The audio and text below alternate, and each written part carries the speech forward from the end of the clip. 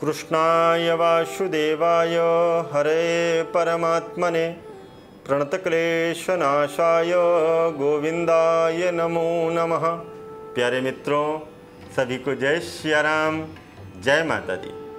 मित्रों, रक्षाबंधन का पावन पर्व और इस पावन पर्व की मंगल बेला पर हम बताना चाहेंगे कि वह 7 जरूरी काम कौन कौन से हैं और किस तरह से बहनें करती हैं अपनी भाई की रक्षा और भाई करते हैं अपनी बहनों की रक्षा लेने का संकल्प केवल इस रक्षाबंधन के पावन पर्व पर।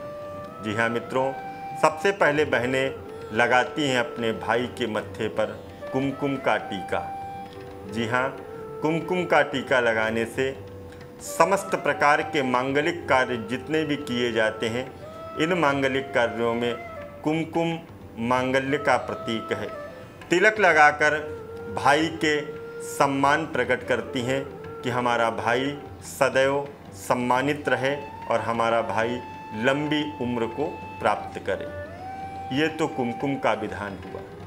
मित्रों, इसके बाद बहनें उस कुमकुम के ऊपर, उस टीके के ऊपर लगाती हैं चावल, जिसको हम कहते हैं अक्षत। अक्षत मतलब जिसका वह तिनका टूटा हुआ न हो, जो साबुत हो। बहनें सदैव यही प्रगति करती हैं, यही कामना करती हैं कि मेरा भाई सदैव क्षति से दूर रहे, सदैव विपत्तियों से दूर रहे। इस वजह से बहनें रक्षाबंधन के दिन कुमकुम के ऊपर लगाती हैं चावल, अक्षत। मित्रों, इसके बाद बहनें अपने भाइयों को देती हैं हाथ में नारियल। नारियल क्यों देती हैं? क्या है इसका भाव? क्यों दिया जाता है नारियल? नारियल को कहते हैं श्रीफल। श्रीफल अर्थात लक्ष्मी को देने वाला, सुख और समृद्धि को देने वाला। बहनें सदैव यही सोचती हैं कि हमारा भाई लक्ष्मीवान हो, और जब भाई लक्ष्मीवान होगा तो बहनों को भी धन की प्राप्ति होगी। हमारा भाई सदैव सुखी रहे, धनवान हो, यही मंगल कामना नारियल दे करके बहनें करती हैं। मित्रों, इसके बाद में चौथा काम बहनें करती हैं, अपने भाई के हाथ में बांधती हैं वह पवित्र धागा, जिस धागा को हम और आप कहते हैं राखी, रक्षा। क्यों?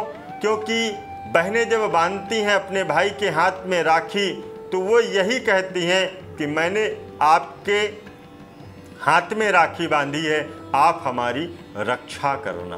और राखी बांधने का एक और भाव है कि जब राखी हाथ में बांधी जाती है तो इससे त्रिदोष दूर हो जाते हैं। त्रिदोष का मतलब है वात, पित्त और कफ।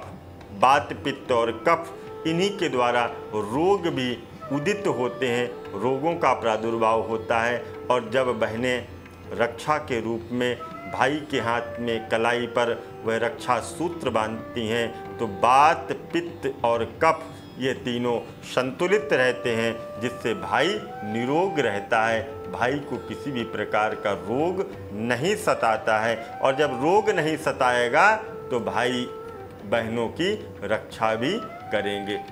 और इसके बाद में बहनें खिलाती हैं अपने भाई को मिठाई। मिठाई खिलाने का क्या भाव है? राखी के बाद बहन अपने भाई को मिठाई खिला करके मानो यही बताना चाहती हैं कि इसका मतलब यही है कि हे भैया, आपके जीवन में मेरे प्रति कभी भी कड़वाहट न रहे, सदैव मीठा ही मीठा बना रहे। इस वजह से बहनें खिलाती हैं भाई को मिठाई। इसके बाद में करती हैं दीपक, और दीपक को जला करके उतारती हैं अपने भाई की आरती। क्यों? क्योंकि भाई की आरती इस वजह से उतारती हैं कि बुरी नज़र हमारे भाई को कभी न लगे।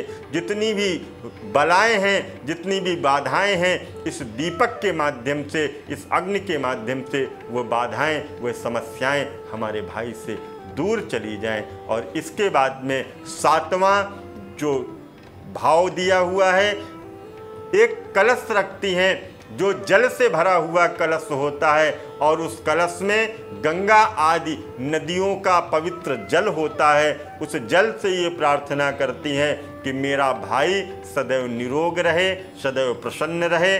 गंगा आदि नदियों के साथ बैठ करके उनके सामने मैंने अपने भाई की दीर्घ आयु के लिए, लंबी आयु के लिए, कामना के लिए उनके हाथ पे रक्षा सूत्र बांधा है। मेरा भाई सदैव प्रसन्न रहे, मेरा भाई सदैव आनंदित रहे। इसी मंगल कामना के साथ प्रत्येक बहनें अपने भाइयों की रक्षा करने के लिए ये उपाय जरूर करें और उनसे रक्षा प्राप्त करने के लिए भी ये उपाय उनको करने चाहिए। इसी मंगल कामना के साथ फिर हम आपसे मुलाकात करेंगे।